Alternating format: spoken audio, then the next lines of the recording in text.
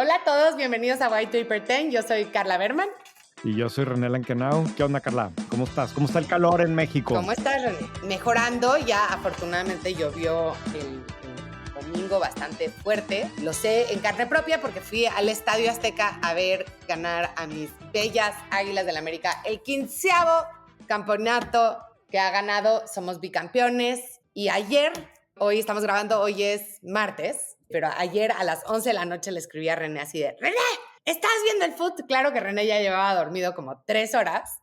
Definitivamente, profundamente Pero dormido. es que ayer, el lunes, las Águilas no le ganaron a las Rayadas de Monterrey. Entonces, en la América somos campeones del fútbol masculino, no sé cómo se le llame, del fútbol de siempre, y somos Ajá. subcampeonas del fútbol femenil. La verdad es que a mí cada vez me gusta más el fútbol, pero ya sé que este es un podcast de negocios, pero sí lo tenía que decir porque hay una noticia atada a esto, A ver. ¿sí?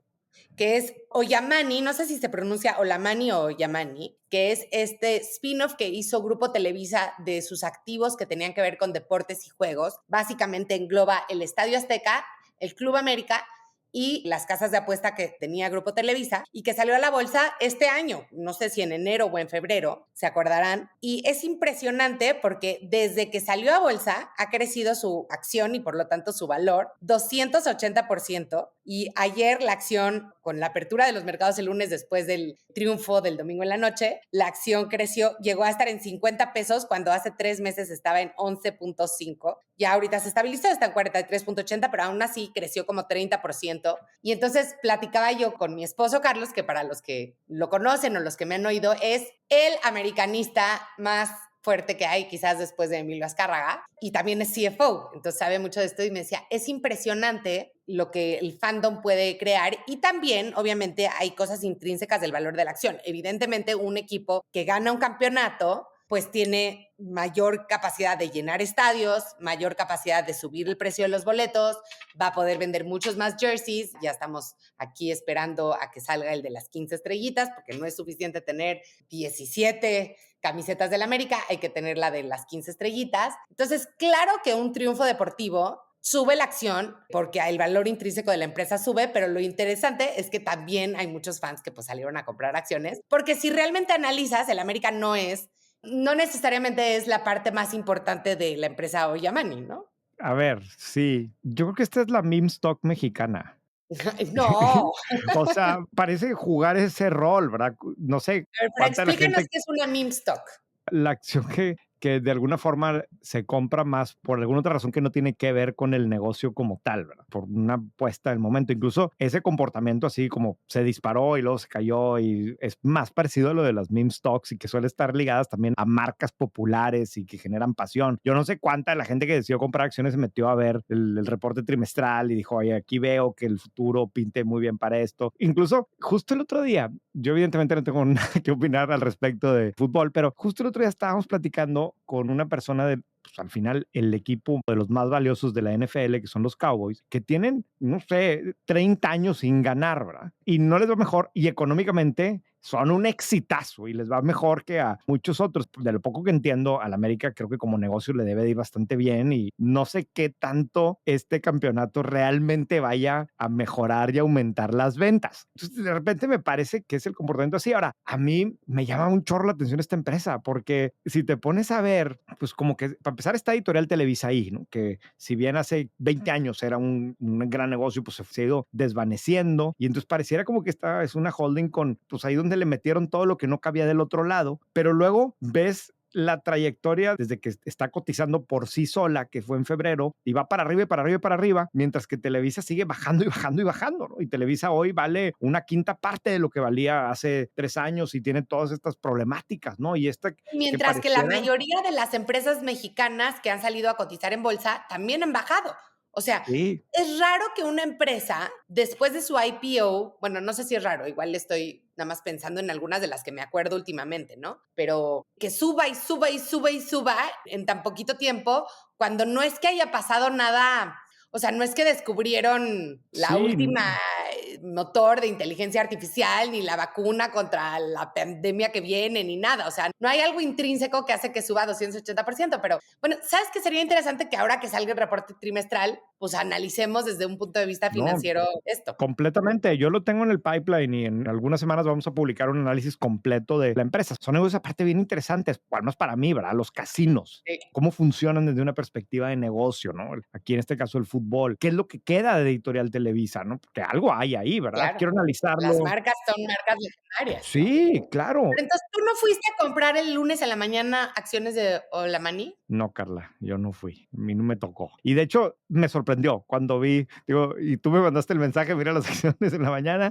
y como que de qué está hablando, no sé, ¿verdad? Y me metí a ver y wow, sí se veo, pues como una meme stock, honestamente, ¿no? Creo. Bueno. Pero a mí me interesa. Pero a ver, René, tú siempre dices que tú no hablas de fútbol, pero ¿le vas a algún equipo? No, O sea, ¿de no, verdad no le vas a algún equipo? no, nunca he, Si te preguntan a qué equipo le vas, ¿qué dices? pues a ninguno, ¿verdad? Ay, no, René. O sea, de verdad que y tus hijos tampoco le van a ningún No, equipo. mis hijos, bueno, a ver, René, sí. Aparte, hay un episodio que seguro igual y te va a sonar a ti, pero un primo de mi papá, Jorge Lankenau, fue el dueño de los Rayados hace Sí. 30 años o 35 años, no sé cuánto, pero además fue de alguna forma quien le subió mucho el perfil a los Rayados y los convirtió como en, de hecho, esa es una gran historia en algún momento para contar, ¿no? Pero cómo lo convirtió en una pues en eso, ¿no? Y la música y los patrocinios y de alguna forma lo revivió. Entonces, como que la gente, como me ha pedido Lankenau, dice, no, pues Desde los seguramente sí, los Rayados. Rayados. Honestamente, pues sí he ido al estadio, ¿verdad? Cuando me invitan o así, pero no es tanto lo mío, Carla. Bueno, Tengo otros hobbies. okey.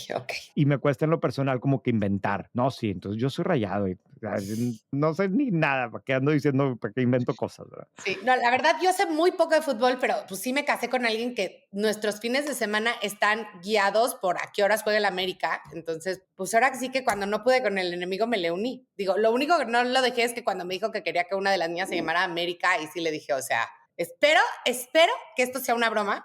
Ni siquiera te voy a volver a preguntar. Voy a asumir que es una broma. Sí, Tengo claro. mis sospechas, pero bueno. Tienes tus sospechas.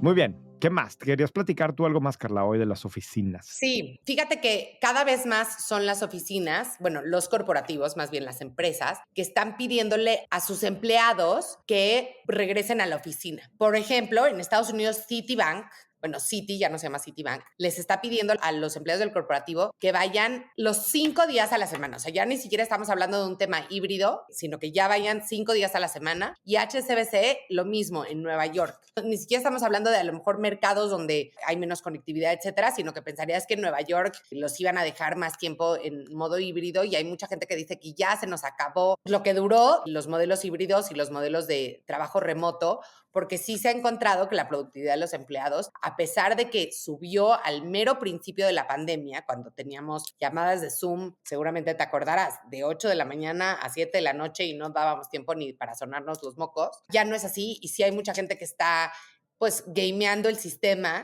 En algún lado leí, y no me puedo acordar dónde, que había un porcentaje importante de gente que tenía 2 empleos al mismo tiempo, porque como eran Sí, remotos, sí, claro. no sé si fue el white paper que lo leí. Entonces, pues esto me da un poquito como de tristeza, ¿no? Porque sí creo que el método de trabajo híbrido para la vida personal de las personas ha sido maravilloso y creo que los que tenemos hijos nos hemos dado cuenta de que sí pasamos más tiempo con los niños y de repente pues con que vengan y te den un besito en la mitad de una junta te cambia el día. Pero también por otro lado entiendo que sobre todo para los trabajadores jóvenes yo creo que mis 2 o 3 primeros años de trabajar, yo no hubiera podido aprender nada si hubiera estado detrás de una laptop en un escritorio en mi casa, ¿no? Sí, sí, yo creo que hay actividades que funcionan muy bien a distancia y otras que no, y el trabajo está compuesto de las dos, y tiene que haber las dos, y hay momentos de vida y momentos de las empresas en que requieren los dos. A mí en lo personal, por ejemplo, lo que hacemos en White Paper, gran parte de lo que hacemos en White Paper, por supuesto que funciona bien de manera remota, pues al final estás escribiendo, investigando y mucho lo puedes hacer solo, y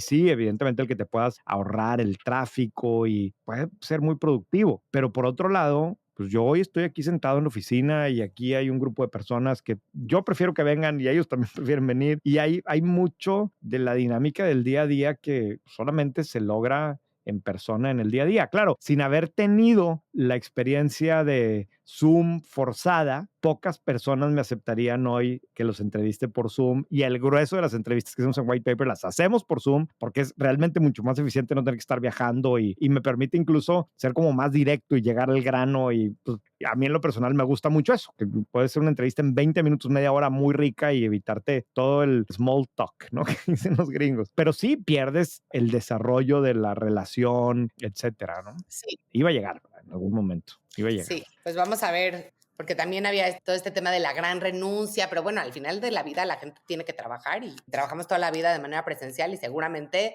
sobre todo hoy en día, lo que se le llama los trabajadores del conocimiento, no necesariamente es un mercado de empleados, es un mercado mucho más de empleadores. Sí, Entonces, creo que las condiciones ya no las vamos a poner necesariamente el contribuidor, sino la empresa. sí. Vamos a ver. Yo traía hoy otro tema que justo publicamos en White Paper, pero que realmente lo traía todo el mundo en todos los medios, de esta SOFOM de Monterrey, Préstamo Feliz, que de hecho el nombre como que legal es Banfeliz, que compró a Banco Forjadores, que es uno de estos bancos que estaban ya en una situación ahí, pues no sé si operando o no, pero básicamente lo que están haciendo es comprando las placas del taxi, ¿no? Y este movimiento lo hemos visto varias veces en los últimos meses, si no es que en el último año, principalmente con empresas de fintech que van y compran a algún banco muy pequeñito o que no estaba funcionando. Walla lo hizo acá con ABC Capital, de hecho también de Monterrey, porque lo que quieren es la licencia bancaria, porque la licencia bancaria les permite tener otro tipo de productos, incluyendo sobre todo el famoso tema de la captación. Vamos a acordarnos que la SOFOM al final su insumo pues es dinero, ¿no? Que necesita prestar ese dinero, y hoy para una SOFOM como Préstamo Feliz seguramente fondearse, conseguir ese dinero le debe estar costando como un 20%, pues es bastante alto, ¿no? Ellos lo colocan en créditos de nómina, si no me equivoco mucho a funcionarios de gobiernos de diferentes tipos. Entonces, pues dices, si yo logro fondearme mucho más barato y estoy prestando con una tasa muy grandota, pues es mucho más margen para mí. Aquí la bronca es que ojo, perdón, un paréntesis. Hoy hay varios procesos así y hay también varias de las fintech, incluyendo el famoso caso de Nu, y luego hace poquito Mercado Pago también dijo, Voilà. y bueno, Walla ya tiene la licencia, ¿no? Pero hay algunas que están, confío, que están en proceso de obtener una licencia, así sea porque compran algo más o porque la tramitan desde cero. Desde cero. Sí, aquí la cosa importante es que de repente pareciera como que, yo sé que no es así, pero pareciera como que, híjole, ya me hice de la licencia y ya fregué, porque ahora sí puedo captar. Pues sí, pero en este podcast ya hemos platicado de la feroz batalla que hay por la captación de los mexicanos, ¿no? Y todo mundo tiene productos de captación, pagando tasas y pagando algunas tasas muy altas y lo que tú quieras. Y se nos olvida que al final el tema de la captación en un país como México, por más que vemos a las fintech crecer muchísimo y lo que sea, sigue estando ligado a la nómina o a las sucursales, ¿no? Sí. O a una combinación de las dos, porque luego la nómina está ligada a las sucursales y a los cajeros, ¿no? Pero no estoy de acuerdo con eso, porque si no, ¿cómo es que Nu está captando tantos clientes? No, no, no está creciendo a un ritmo increíble, Carla, pero no figura dentro del monto que hay en los bancos de México. Ya empieza a Pero es que figurar. yo creo que la comparación correcta sería de los nuevos cuentavientes, ¿no? O sea, porque obviamente si tú tienes una cartera de 50 años en este país, muy difícil compararte con alguien que lleva un año, pero y no sé si se puede hacer este análisis. O sea, a mí me gustaría saber, del 100% de las cuentas aperturadas el año pasado, ¿cuántas se fueron a los sospechosos comunes y cuántas se fueron a los bancos nuevos? Porque a los otros se les van a morir los clientes si no logran A captar ver, nuevos. es que sí y no, Carla, porque la realidad es que si tú le preguntas, es más, voy a poner la encuesta en White Paper la siguiente semana y vemos qué nos contestan. Obviamente el público de White Paper es muy, muy particular, Sí, pero no, no. fíjate, pregúntale tú a tus amigas, a la gente con la que te rodeas, a tus amigos, etcétera. Les puedes preguntar, ¿cuál es tu banco principal? Ujú. ¿Y cómo seleccionaste ese banco? Y te Pero todos garantizo, son cuarentones. bueno, por eso, pero te Ese es mi garantizo, punto. pues sí, pero Sí. los cuarentones son los que tienen dinero, Carla. O sea, Pero, el dinero está en las cuentas. a ver, yo abrí mi cuenta en Vital porque estaba al lado de la joyería de mis suegros y entonces mi suegro conocía muy bien al gerente y yo tenía 18 años y entonces como que fui y abrí mi cuenta. Pero tú mismo lo has contado aquí, o sea, tus hijas, ¿cómo seleccionaron? Entonces mi punto es, sí, puede ser que esto tarde 10 años en que empiecen a pintar, pero si los bancos grandes no logran captar clientes nuevos, eventualmente no va a ser del mismo tamaño. No me queda ni la menor duda.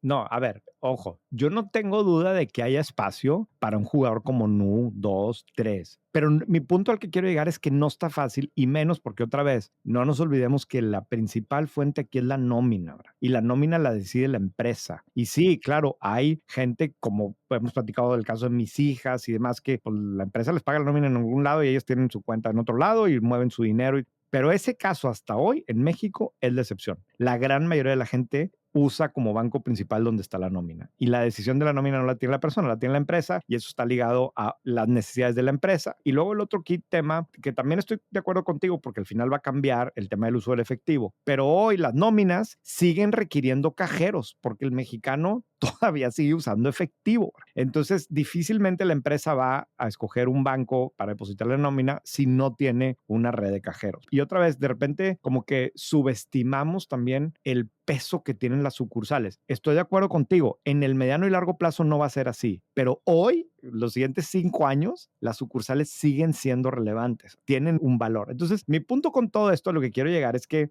no estoy diciendo que no se pueda competir. Por supuesto que se puede competir y hay muchos que lo están haciendo y vimos a Clar también que creció impresionante. Hay otra, está Finsus que captó no sé cuánto y está creciendo un chorro. Hay espacio para muchos jugadores. Mi único punto es que no está nada fácil y tener la licencia bancaria, pues sí, te permite hacer más cosas, pero no está fácil primero y segundo, es carísimo mantener la parte regulatoria Claro. que te exige la licencia bancaria. Estamos hablando de ligas mayores, ¿verdad? Al final del día, están comprando licencias de bancos que no funcionaron. Y mi punto aquí central con esto es que la licencia no es suficiente para que funcione. Te permite hacer cosas, pero no te garantiza nada. Tanto así que pues están comprando licencias de bancos que nunca lograron la escala suficiente como para hacer sentido el costo regulatorio que tenían y más porque el mercado mexicano se ha vuelto muy competitivo. Se ha vuelto muy competitivo porque tienes algunas fintech muy agresivas, bien fondeadas, innovadoras, con experiencia de cliente y la madre, pero también tienes bancos grandes que se han puesto las pilas y han podido responder y no han cedido participación de mercado. Otros sí, pero hay algunos que no, ¿verdad? Sí, a ver, no está fácil y sí creo que tenemos más fintechs de las que el país aguanta y necesita. Ahí estoy totalmente de acuerdo contigo, pero creo que el análisis que hay que hacer, y no lo he visto y no sé si es posible hacer, es de las nuevas cuentas, cómo se distribuye. Vamos a buscarle. Órale. A mí me encantan esos temas. Pero pregúntale a todo el mundo cómo escogieron su banco. Y te van a decir, de mí te acuerdas, yo ese ejercicio pues, lo hice No, muchos años. no, René, pero tienes que preguntarle a gente de 20, no de 40, porque no No, había otra opción. no, bueno, tienes razón, pero necesitas los dos, te vas a sorprender. La primera siempre es la nómina y la segunda es porque o me quedaba al Porque lado, estaba como cerca. estaba cerca, o porque es el que me dijo mi papá, ¿verdad? Que es el que él, Sí. donde él tenía o cosas así. Bueno, haré una encuesta tengo que pensar de dónde saco veinteañeros, ¿verdad? O Porque sea, mis hijas o son sea, bueno, adolescentes. siempre han habido otros bancos y siempre ha habido gente que escoge otros bancos porque le gusta esa campaña, porque lo que sea. Sí, pero muy Pero pocos. siempre la uno y la 2 han sido muy dominantes. Tienes razón, a lo mejor va a cambiar. Y sí, los bancos tienen muchos stickiness, o sea, ¿estás de acuerdo? Tienen esta cosa de que te quedas con tu banco. O sea, yo pues estoy con HSBC porque empecé con Vital, me choca. Porque al final a la gente, los bancos es como que de esos enemigos que nos encanta quejarnos, ¿no? Es como que un Sí, target sencillo, pero hay pocas personas que realmente les surge cambiarse de banco. O sea, te quejas y no sé qué, pero al final, deep down, pues sabes que tu dinero está seguro, sabes que funciona, no te lo van a robar, tienes todo eso in the back of your mind, ¿verdad? Entonces, pues eso funciona para que no te quieras cambiar, ¿verdad? sí, sí, y ya tienes domiciliadas ciertas Sí, cosas y ya le sí, encontraste la sí. interfaz y ya te da flojera. Muy Sí. bien. Y hablando de cosas que nadie nunca necesita, hay unos tenis que creo que generan demasiado problema, o no sé si llamarle problema, controversia, etcétera, que se llaman los tenis Golden Goose. Es una marca de Venecia, que si no los ubican son estos tenis que desde que los compras ya se ven sucios y viejos y cuestan un ojo de la cara. Y si tienen hijos adolescentes igual y los están tratando de chantajear para que les compren uno, no se los compren. O sí, cada quien. Esta Sí, semana van a hacer su IPO. Se espera que su evaluación sea de $3,000 millones, sí. que son 11x las utilidades proyectadas para este año, o sea, que están además tradeando a un múltiplo mucho más alto que lo que en general tradearía una marca de indumentaria. ¿Tú tienes Golden Goose? No, yo no tengo Golden Goose, no tengo edad para Golden Goose y menos que soy regio y me duele el codo por absolutamente todo y más unos tenis que cuestan $800. Y Pero, están pero, sucios. O sea, es que lo que yo les digo a mis hijas es, sí. ¿por qué te comprarías unos tenis de $800 primero? Pero además que estén sucios. O sea, no entiendo. Sí, ese look sí, pero digo, la semana pasada hablábamos del uniforme de los Whitexicans y este también entra Este hasta es, cierto punto, sobre todo en una cierta edad, aunque te digo que el otro día me tocó que uno de mis amigos llegó con unos y dice, güey, no tienes ni edad, ni para qué te estás gastando $800 en unos tenis, ¿y qué te pero dijo? no, me dice, pues que yo traigo ahí zapatos viejos que no están de moda, pero bueno, that's me. A mí me impresiona porque es otra vez como la gran apreciación en general que han tenido las marcas premium y el lujo en el mundo. Fíjate, aquí lo que pude investigar es que Golden Goose es una empresa relativamente Joven. no tan vieja, ¿no? Pero sobre todo que ha cambiado manos varias veces y que ha tenido lana de private equity, ¿no? Fíjate, en el 2015 la compraron en 130 millones de euros, o sea, hace menos de 10 años, ¿no? Un par de años después, Carlyle, este fondo súper conocido, la compró en una evaluación cercana a los 400 millones. Y luego en el 2020, Permira, otro fondo de private equity, la compra en 1,300 y ahora 4 años después la quieren sacar en arriba de 3,000. Que claro, hay un crecimiento muy acelerado de la marca. En el 2015 tenían 3 tiendas a como 180 en la actualidad, ¿no? Es más, probablemente ya estén arriba de 200 y ventas pues también de más de 500 millones de euros. A veces me gusta hablar de marcas que sé que muchos de quienes están escuchando este podcast a lo mejor las compraron porque lo tienen sus hijas en el closet o los han visto y bueno, pues aquí cuentas, Sí. entiendes un poco más de la historia del negocio que hay detrás de vender tenis sucios. Y fíjate que, digo, reivindicando un poco la marca, aunque a mí sigue sin gustarme, alguna vez leí alguna entrevista con la Chief of Design y ella lo que decía es que los hicieron así porque es imposible mantener unos tenis blancos blancos. Y eso sí es cierto, ¿no? Y entonces decía que la gente tenía una frustración enorme porque te comprabas tus tenis preciosos, blancos, relucientes, así como de niña de la primaria. Y a los 3 días, pues ya tenían un rasponcito, ya se había descarapelado tantito la piel, etcétera. Y entonces la esencia de la marca lo que dice es,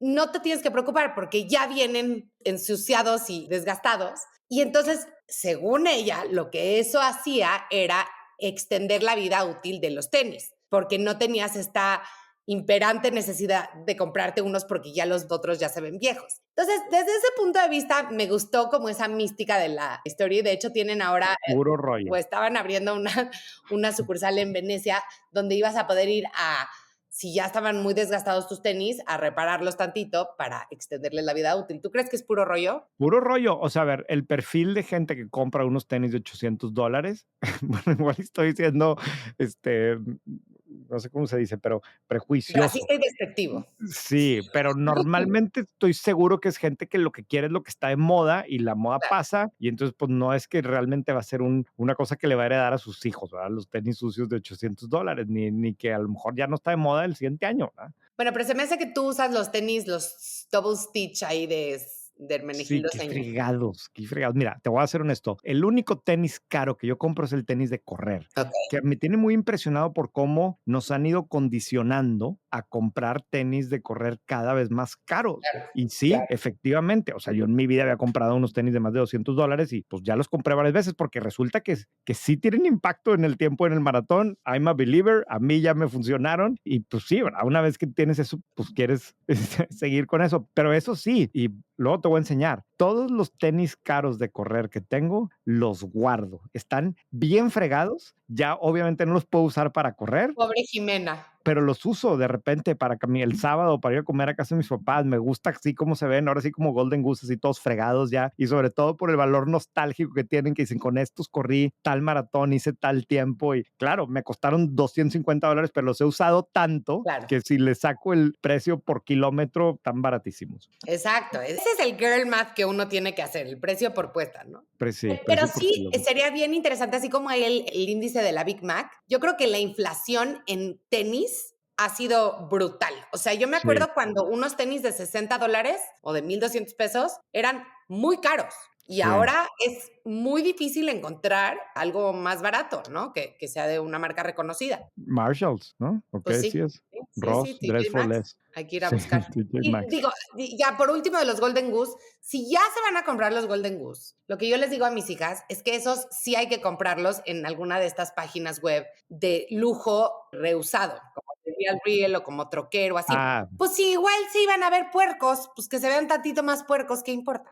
claro, tiene más sabor vintage. El tenis sudado, usado, no sé, no sé si te la compro, Carla, pero vámonos al deep dive porque hoy el tema va a estar controversial. Así es.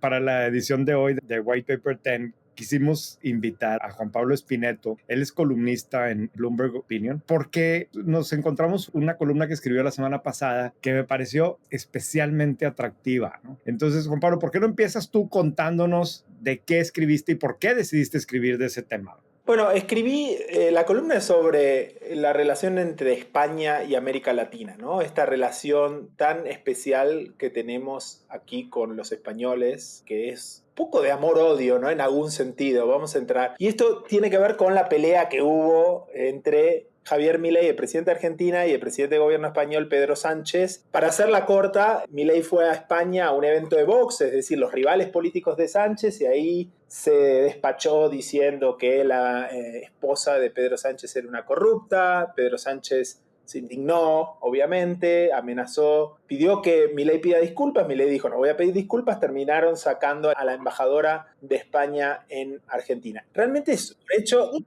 poco excesiva la reacción, ¿no? Sí, porque hay que ver un poco el pasado, ¿no? O sea, Pedro Sánchez hizo campaña por el candidato opositor a Milei, o sea, por Sergio Massa. Entonces, yo creo que ahí arrancamos mal, ¿no? Eso no debería haber pasado, pero es una respuesta a lo que está sucediendo en la política de la región y la política internacional, que es que dejó de ser una cuestión de Estado, dejó de ser una cuestión institucional y es una cuestión de equipos. ¿En qué equipo juegas tú? Claro. Y si sos de los de la derecha, entonces sos de mi equipo, si sos de la izquierda, sos mi rival y te odio a muerte. Entonces, creo que eso es muy dañino, pero lamentablemente no lo vemos solo en América Latina, lo vemos en casi todo el mundo en estos momentos. Entonces, Pedro Sánchez creo que la inició apoyando a Massa, después nunca reconoció la victoria de Milei, nunca lo felicitó, y un ministro de Pedro Sánchez dijo que en algún momento, hace unas semanas, dijo que Milei consumía sustancias, en fin. Sí.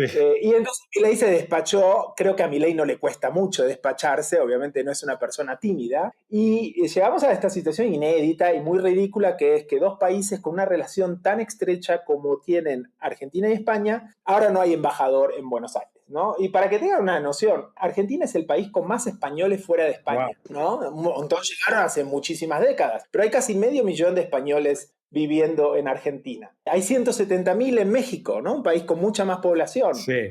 Es decir, de todos los españoles que viven fuera del país, el 20% viven en Argentina. Wow. Esta pelea es realmente ridícula, Claro. pero me dejó pensando en, a ver, ¿por qué llegamos a esto? Y yo creo que llegamos a esto porque políticamente hoy España es mucho menos relevante. El costo de Milei de pelearse con España es muy bajo comparado a pelearse con Brasil, pelearse con Estados Unidos o pelearse con China, ¿no? Y creo que esa es la tesis de mi columna, y estamos hablando de la política, no de lo que podemos hablar después, que es la parte cultural, económica, de negocios, de relaciones sociales, pero la parte política sí se ha deteriorado mucho la influencia española en América Latina, y lo vemos aquí en México. Recordemos qué pasó cuando asume AMLO. Pedro Sánchez fue el primer visitante extranjero que vino a México, ¿no? Apenas creo que un mes y medio después de que comenzara el gobierno de AMLO, llegó Pedro Sánchez. Conferencia de prensa conjunta, nos amamos, pensamos ideológicamente igual. Unas semanas después, AMLO se despachó con el pedido de que la corona pida disculpas por todos los abusos durante la época de la colonia. Y ahí se acabó, ¿no? Los españoles dijeron, no vamos a pedir disculpas, esto no tiene lugar. Y ya está, nos pasamos 5, casi 6 años con AMLO pidiendo disculpas y España diciendo no vamos a disculpar. Y estos son supuestamente dos líderes que juegan en el mismo equipo. Claro. Claro, del mismo lado. a mí me llamó mucho la atención, pues justamente esto que dices, de cómo España ha ido cediendo influencia en América Latina y en su lugar pues lo han tomado hasta cierto punto China, ¿no? Digo, Estados Unidos siempre ha estado ahí, pero algunos otros países que hoy de alguna forma tienen mucho mayor relación con los países principales de América Latina, principalmente quizás por temas comerciales. Sí, acá lo que hay es una rivalidad bien clara entre Estados Unidos y China por todo el mundo, ¿no? Y nosotros somos un rinconcito donde van poniendo las fichas, ¿no? Pero sí nos ofrecen ambos países dos visiones del mundo, de la sociedad, de la democracia, del rol de la empresa en la sociedad, muy distintas, ¿no? Los Estados Unidos tienen su visión, ¿estamos de acuerdo o no? China tiene su visión, que es muy similar quizá a la que pueda tener Rusia. Los dos son dos polos bien claros y que pelean por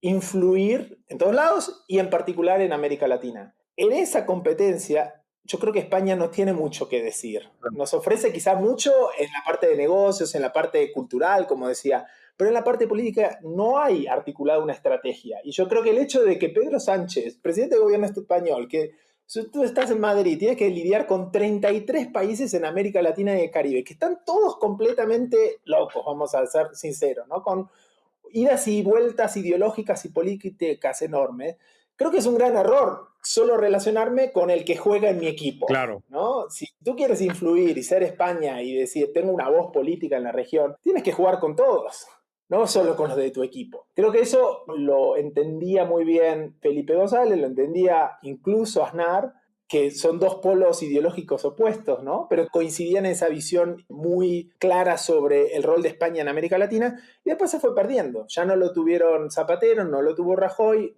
claramente no lo tiene Pedro Sánchez. Claro, de hecho me estás recordando y te juro que es increíble que hasta este momento me estoy acordando porque lo que te voy a contar es creo que muy representativo de lo que estamos hablando, pero yo fui becado por el gobierno español en la época de Aznar para estudiar un máster en política en Madrid. ¿En serio? Y estuve un año en el Colegio de Abogados de Madrid con una beca de la Fundación Carolina, que era de parte de una creación del gobierno de Aznar, con puros aspirantes políticos de América Latina. Yo era el más chico, yo no tenía ningún cargo político. Yo justo lo que me interesaba era el tema de periodismo, pero había ido a dar con aquello y fue una súper experiencia. Claro, a mí me sirvió para, después de ver a mis compañeros de todos lados, para ver que no me interesaba ser político. Pero hoy que me pongo a pensar, pues esto era recursos del gobierno español para que latinoamericanos estudiaran política en Madrid. Sí. Existe obviamente el programa de la Fundación Carolina y los programas educativos siguen existiendo. Ahí esa relación existe, pero si uno hoy dice cuál es la idea de España para América Latina, yo creo que no lo hay. Y creo que tampoco tendría mucho sentido que lo tenga si hablamos solo de España. Ahora, España es parte de Europa. El proceso que ha pasado es que España en los últimos 20 años también ha virado y su atención está mucho más en Europa que en América Latina, ¿no? Y entonces cambió un poco. Fíjate que de esto que hablas, Juan Pablo, yo quiero contar una anécdota. Yo me fui a Madrid pues, a pasar un verano y me acuerdo perfecto que cuando yo llegué, claro, yo era muy jovencita y a lo mejor y yo así como, bueno, estamos yendo a la madre patria, ya sabes, y me sentía así como, y a todas mis amigas les decía, ¿y ustedes qué opinan de México? Y claro que éramos unas tontitas de 20 años, pero todas se me quedaban viendo con cara de, o sea, México no entra en nuestro pensamiento nunca. ¿No? Yo como que hasta me sentía mal porque decía, ¿cómo? O sea, los mexicanos aprendemos un montón sobre el rol que han tenido la cultura española en nosotros, la conquista, luego como, bueno, ya no los odiamos, ya los queremos un poquito más, era cuando los bancos españoles estaban recomprando un chorro de bancos en México, o sea, en México se hablaba todo el tiempo de España y en España era como, ¿qué? Y yo, pero Hernán Cortés, ¿qué?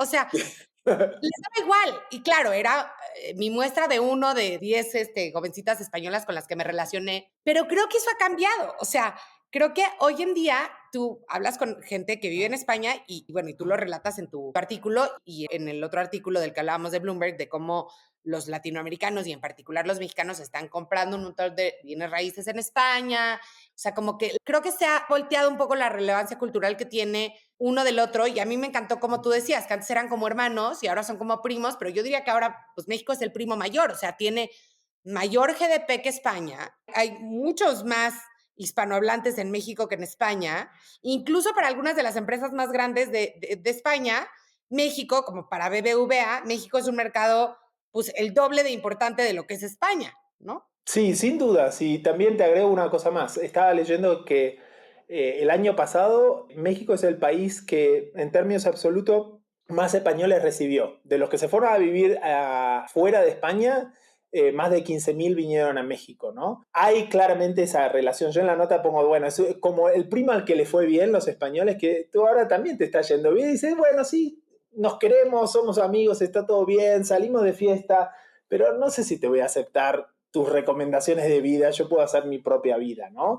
Y eso se ve también si uno mira la economía de México y la de Brasil, son más grandes que la española. Y si uno mira las proyecciones, de aquí a final de década, Sudamérica va a ser 3 veces más grande que la economía española. Y hace 30 años era 2 veces más grande, ¿no? Y entonces, con sus subidas y sus bajadas, sus problemas, sus issues, América Latina sigue teniendo ese crecimiento que España hoy no tiene. Y entonces hay una relación un poco más de igualdad, pero también hay una relación, como dices, en la parte de negocios muy estrecha. España sigue siendo el segundo mayor inversor en América Latina. Vemos latinoamericanos invirtiendo fuerte en España y ustedes saben muy bien de todas las empresas que están haciendo eso. En la nota también hablo de los vuelos, ¿no? Hay casi 900 vuelos semanales entre España y América Latina y el Caribe, ¿no? El más conectado es, de hecho, Colombia, pero el segundo es México. Tenemos 152 vuelos semanales entre España y México. Wow. ¿No? Entonces, sí hay una conexión muy, muy grande y sí hay una lógica que tiene que ver con eso, nuestra tradición, nuestro lenguaje y nuestra historia. Pero en la parte política, eso se ha dejado de lado. Y creo que un reflejo de eso es las cumbres iberoamericanas. No sé si se acuerdan de esas cumbres que iniciaron en el 1991, que eran, en su momento era como el G20, iba todo el mundo a esas cumbres, ¿no? Iba el rey Juan Carlos, iba Fidel Castro, iban todos los presidentes de América Latina, era el gran evento político diplomático del año. Ahora pasan cada 2 años y con suerte van expresidentes a esas reuniones, ¿no? Entonces yo creo que, de hecho, si pudiéramos encontrar un punto donde comienza a declinar la influencia política de España en América Latina, es cuando el rey Juan Carlos le dice a Hugo Chávez en esa cumbre iberoamericana de 2007, ¿por qué no te callas? Famosamente, no sé si se acuerdan que Chávez no paraba de hablar, no dejaba que nadie hable y el rey Juan Carlos en un momento le espeta, ¿por qué no te callas? Yo creo que a partir de eso, y ya estaba Zapatero en esa época, a partir de eso, ¿qué pasa? Esa fue la misma de, no, esa no fue la de Comes y te vas, ¿verdad? No, esa fue acá entre Fox y Fidel, ¿no? Pero Sí. esa reunión... Pero no fue en el año. No, esta fue en Santiago, fue una reunión de la cumbre iberoamericana del 2007, si no me equivoco. Después tenemos la crisis que le pega muy fuerte a España, que otro de los motivos por el cual yo creo que España pasó por una crisis muy, muy fuerte con el subprime, ¿no? Y su propia especulación en el mercado de propiedades. Y pasó muchos años en recuperarse con un desempleo muy, muy alto. Entonces, durante todos esos años, el foco estaba en España y estaba en Europa. Y creo que eso también ayudó a que se perdiera esa influencia política que menciono en la columna. Esa conexión, claro.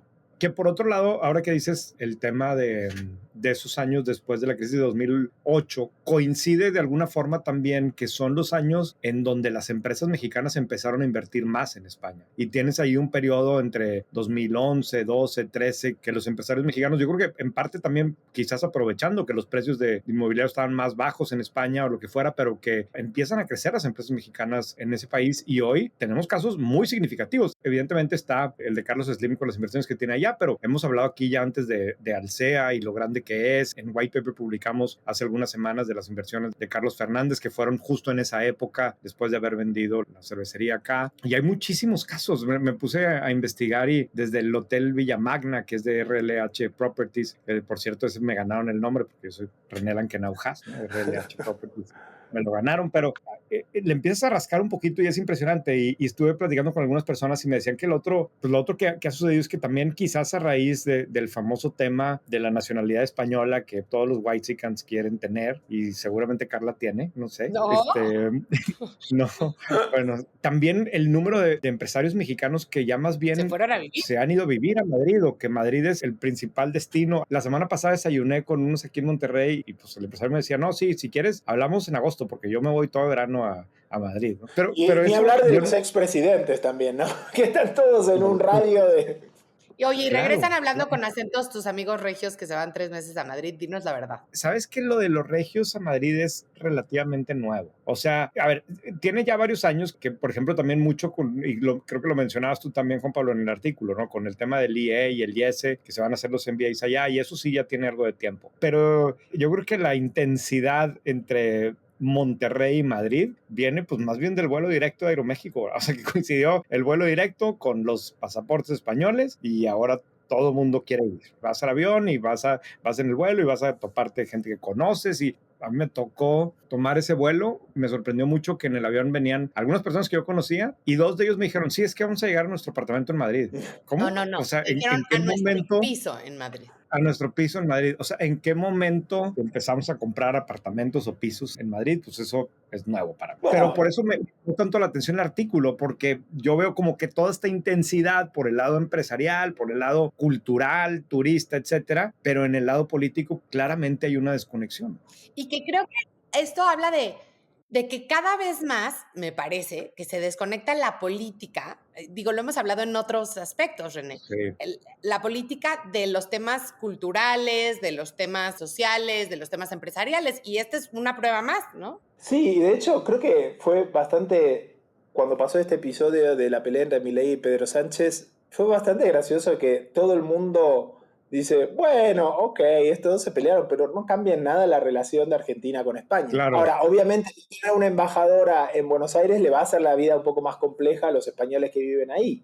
Pero ninguno dijo, ah, bueno, ahora salimos a matar. Como, no cambió mucho, ¿no? Y eso es una pena, porque es como la necesidad cortoplacista de los políticos, que yo entiendo porque ese realmente es un mercado muy complejo, el de ser político, ¿no?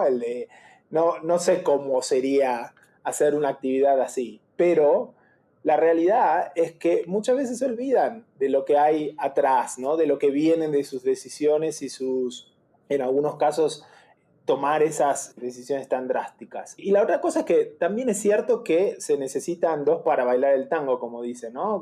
Y nuestros países sí han sido claro. complejos. Imagínense, Pedro Sánchez, yo voy a España, organizar una gira es una cosa muy importante. Simbólicamente ir a México y ser el primer mandatario que lo va a visitar a AMLO es apostar fuerte, ¿no? Es decir, Sí, sí. nos importa, queremos crecer juntos, acá vengo a decírtelo. Y a las 2, 3, 4 semanas el presidente AMLO dice, bueno, sí, pero pídanos disculpas por la colonia. Y entonces sí, es muy difícil crear una confianza, ¿no? Y en este caso, como decía, de dos políticos que tienen cierta afinidad ideológica, ¿no? Yo creo, no sé, la otra cosa que sí me deja pensando es si en algún momento España debería cambiar su actitud respecto de la colonia. Y quizás a ustedes que son mexicanos pueden darme una respuesta ahí. Porque creo que hay un issue y creo que sería al menos políticamente inteligente, ¿eh?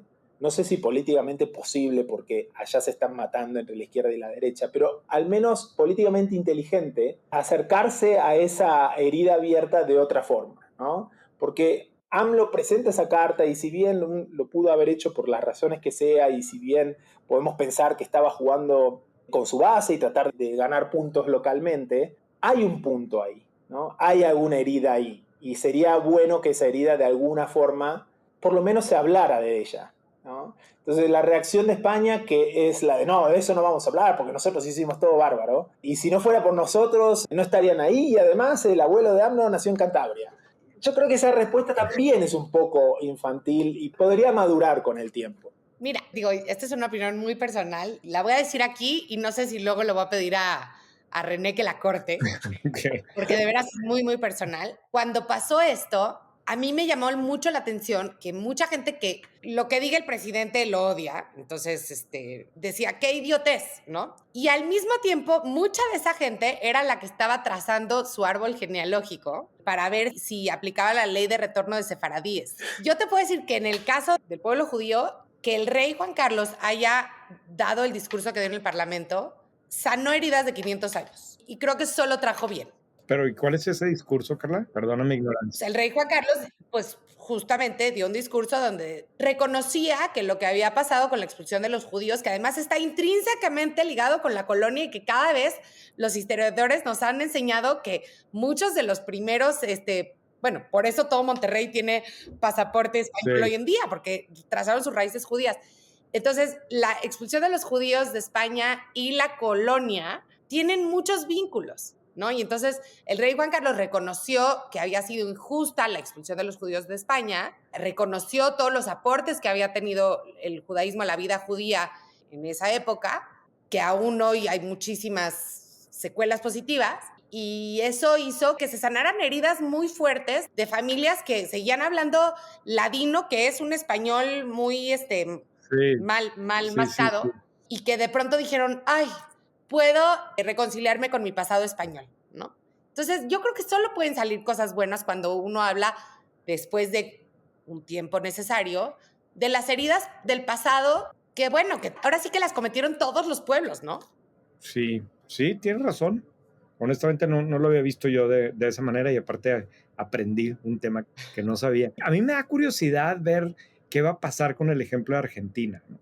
Porque al final, hoy que comentas, Juan Pablo, pues de repente me hace pensar que todo otra vez va a quedar como en el plano del entretenimiento, la pelea. O sea, no me imagino que esto van a hacer que se cancelen vuelos o que la gente deje de viajar entre un lugar y otro, o que si, bueno, no sé si hoy haya inversiones de Argentina en España, seguramente las hay, pero como si fueran dos mundos. O sea, uno es el entretenimiento que veo de estos peleándose y otro es lo que yo vivo en mi vida real. Claro. Sí, sin duda. Yo creo que eso no va a variar mucho. España sigue siendo el segundo mayor inversor en Argentina. Argentina obviamente invierte menos, pero hay muchísimos entrepreneurs que se fueron a vivir a España y que crearon sus empresas allá y que están conectadas. El sector tecnológico argentino es bastante importante y ha ganado terreno no solo en España, sino aquí también en México y en otros países. Entonces yo no creo que eso impacte mucho. Y también es cierto que Pedro Sánchez está con sus urgencias locales, ¿no? Domésticas, está con una minoría en el Congreso, apenas se está aferrando ahí a ser presidente de gobierno y también vienen las elecciones europeas. Entonces eso puede cambiar, ¿no?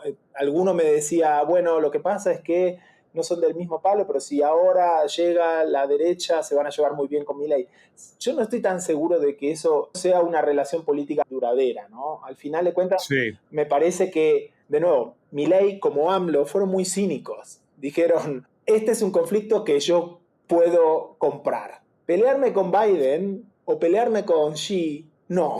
Porque Milei fue muy agresivo con China antes de la elección, pero y con Lula también. Desde la elección no volvió a decir esas cosas que decía antes de ser presidente, ¿no? Y en el caso de Estados Unidos, él fue a Estados Unidos, lo vio a Trump, pero inmediatamente dijo, nos llevamos bien con el gobierno de Estados Unidos, sea cual fuera, y con Biden tenemos excelente relación. Entonces, esa pelea me parece que tiene que verse de esa forma. Los dos necesitan, por sus urgencias internas, ese tipo de conflicto. Y eso son dos cosas. Por un lado es triste, pero por el otro lado está muy bien que la gente diga, ¿saben qué? Ustedes dos vayan por ahí, mucho a nosotros no nos importa. Sí, claro, claro. Pues muy bien. No sé, Carla, ¿qué más para mí ha sido realmente Yo aprender? tengo una duda que te tengo que preguntar. En tu artículo dices, y haces referencia a otro artículo que escribieron en Bloomberg hace un año, que los latinoamericanos están convirtiendo a Madrid en Miami y pones, y eso no necesariamente es una cosa buena, pero no dices por qué. Entonces, yo quiero saber por qué no es bueno que Madrid se convierta en el nuevo Miami. Te confieso que hace muchos años no voy a Madrid, iba mucho más seguido cuando vivía en Londres, pero el Madrid que yo recuerdo, como la España que yo recuerdo, es la España más bohemia, ¿no? Es el Madrid más de barrio, es el lugares para comer tapas y los lugares para salir a la noche. La idea de que de repente Madrid es, como me dicen algunos amigos españoles, se convierte en Miami con torres por todos lados, no me parece muy atractiva. Si quieres ir a Miami, está y es sensacional, pero no todas las ciudades tienen que convertirse en Miami. Quizás hay que ver ahí si realmente eso es lo que está pasando o es solo un headline, ¿no? Sí. Pero sí, esa idea que tenemos todos de Madrid es un poco más bohemia, ¿no? Buenísimo. Muy bien. Yo desde esa vez que me dijeron que no, o sea, solo he ido una vez a Madrid, habrá que ir, ¿no? Tendremos que mandar. Quizás esta es la excusa, necesito hacer un research trip. Voy a hacer un research Sí, para sí. White Paper y René va a tener que pagar el boleto de avión. Ahora coordinamos todos los viáticos. Muchísimas gracias. El invitado de hoy fue Juan Pablo Espineto, que es columnista en Bloomberg de opinión, y te agradezco muchísimo por podernos acompañar. Gracias. Si te quiere escribir alguien, ¿en dónde te puede encontrar? Me pueden escribir en Twitter JP Spineto y jspineto@bloomberg.net para quien quiera escribirme un email. Perfecto, pues muchísimas gracias. Entonces, Carla, ¿cómo viste? Nos salimos un poco de lo normal en White Paper. Sí, ¿no? Como que se puso muy política la conversación y tú y yo somos notablemente antipolíticos y más en este espacio. Sí, fíjate, pero yo sí quería platicar con Juan Pablo porque yo leo su columna cada que sale y por lo general aprendo cosas. Y en este caso en específico, pues otra vez como que el mensaje de cómo España se ha ido distanciando de América Latina, incluyendo en el caso de México desde un punto de vista político, por otro lado no es lo que vemos en el punto de vista económico, cultural, o al menos lo que yo percibo con las empresas mexicanas que están creciendo y que están apostando por el país y con todos los mexicanos que están comprando cosas allá, viajando a España, etcétera. En fin, no sé. No, yo también. Te toca Muy la bien. recomendación. Bueno, creo que me toca a mí, pero ¿tienes alguna buena? Yo tengo una buena. Y tú no, ¿verdad? Hoy no. Hoy no, ok. Entonces yo me la quedo. Te la cambio por la siguiente semana. Justo, de hecho, ayer terminé de escuchar un episodio de un podcast que nunca había oído, que me recomendaron, que lo hace Rob Lowe, este actor famoso, Parks and Recreation, que es de mis series preferidas. Yo esa no la he visto, pero yo lo veía en Brothers and Sisters y me encantaba. Bueno, Parks and Rec es verdaderamente de lo más simpático que vas a ver en tu vida y te lo recomiendo un chorro. Es de esas que yo puedo ver y volver a ver, tipo The Office, es muy el estilo, pero puedo volver ver y ver y ver. Y este güey sale ahí. Pero bueno, como que él entrevista normalmente a gente de artistas relacionado a temas de Hollywood, pero aquí entrevista a Mark Andreessen, no sé cómo se pronuncia el apellido, pero que es el legendario pues VC, muy activo en el ecosistema emprendedor en Estados Unidos, muy relacionado con nuevas tecnologías y tendencias, y habla de puros temas como que medio trillados, ¿no? Mucho del tema de inteligencia artificial, mucho que si TikTok y China y Estados Unidos y no sé qué, pero está buenísimo. Me gustó un chorro, otra vez un chorro, pero me gustó un chorro lo que sentí, que aprendí de cómo le entran los temas. Y hay una parte en específico que describe su experiencia trabajando en IBM en los años 80 y lo que le termina pasando a estas empresas que crecen tanto y que se hacen tan exitosas, y pues como eso mismo, que es como que muy obvio, pero otra vez lo explica de forma muy interesante. Digo, como que hace... Oye, ¿y cómo fue que Rob Lowe, un actor, un galanzazo guapísimo de los 90s, acabó entrevistando a... O sea, como que no sería la persona más obvia para entrevistar a un VC, ¿no? No, sí, y como que yo lo saqué seguramente de alguno de los newsletters, ahí lo recomendaron y de ahí me llamó la atención, pero por lo que entendí, porque no he escuchado ningún otro episodio de este podcast, por lo que entendí como que es la excepción, como que normalmente hablan más de temas de Hollywood y de entretenimiento, y pues no sé si tenían ellos alguna relación o qué, o por qué decidió entrevistarlo, pero me gustó mucho. Pues lo voy a escuchar. La verdad, suena súper interesante la combinación de Rob con Mark. Muy bien, pues muchísimas gracias. Y seguimos en contacto. Yo soy René Lankenau. Yo soy Carla Berman. Por favor, escríbanos. Nuestros mails son carla@whitepaper.mx y rené@whitepaper.mx. Y para los que no tienen todavía una suscripción a White Paper es un newsletter maravilloso de negocios con el que se van a sentir mucho más inteligentes de lo que ya son. Son 5 minutos bien invertidos y pueden tener un mes gratis, ¿no? Sí, sabes que la plataforma es bien chistoso porque la plataforma que usamos, Substack, que es donde vive White Paper, que de hecho es un caso de negocio interesante el de Substack, ¿verdad? Pero luego ya me desvié. Ellos mismos fijan los diferentes esquemas de promoción y yo no sé, tienen alguna especie de algoritmos o incluso es un motor de AI en donde te ofrecen, dependiendo, tú llegas a la página y te metes whitepaper.mx y nunca te has metido y lo primero que te hace es que te pide que registres tu mail y registras tu mail, pero luego resulta que gran parte del contenido, si no es que la mayor parte del contenido de White Paper está detrás del paywall porque es contenido para suscriptores. Entonces la misma plataforma, como que yo no sé si es en un momento del día o por donde llegaste o qué, si te ofrece 2 semanas, si te ofrece 30 días o no te ofrece nada, ¿no? Para que tú crees tu cuenta de prueba. Entonces es de esos misterios, pero trabajar con Substack en White Paper a nosotros definitivamente nos ha servido mucho. Hemos probado con otras plataformas y ninguna se compara con Substack, pero tiene el lado negativo que hay muchas cosas que no le entendemos porque las administra sola la página y tú solamente le picas un botón. ¿Quieres aceptar free trial, sí o no? Sí. Y ellos deciden cómo los utilizan. Qué bien. Bueno, pues todo esto para explicarles que se suscriban a White Paper. que creen su cuenta en whitepaper.mx. Gracias, Carla. Hablamos la siguiente semana. Bye. Bye.